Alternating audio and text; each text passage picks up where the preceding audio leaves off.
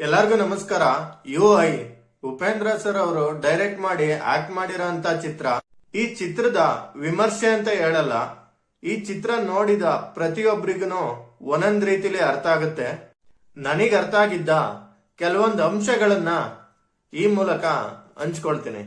ಮೊದಲನೇದಾಗಿ, ಮನುಷ್ಯ ಆಗಿರ್ಬೋದು ಮತ್ತು ಪ್ರಾಣಿ ಪಕ್ಷಿಗಳಾಗಿರ್ಬೋದು ಬದುಕ್ತಾ ಇರೋದು ಪ್ರಕೃತಿಯಿಂದ. ಮನುಷ್ಯ ತನ್ನ ಸ್ವಾರ್ಥಕ್ಕೋಸ್ಕರ ಪ್ರಕೃತಿಗೆ ಏನೆಲ್ಲ ಕೆಡಕುಗಳನ್ನು ಮಾಡ್ತಾನೆ ಅನ್ನೋದನ್ನ ಕ್ಲಿಯರ್ ಕಟ್ ಆಗಿ ಹೇಳಿದ್ದಾರೆ. ಎರಡನೇದಾಗಿ, ಒಂದು ಮೆದುಳಿನ ಲೋಕವನ್ನ ಸೃಷ್ಟಿ ಮಾಡಿದ್ದಾರೆ. ಆ ಮೆದುಳು ಬಂದು ನಮ್ದು ನಿಮ್ದು ಎಲ್ಲಾರ್ದು.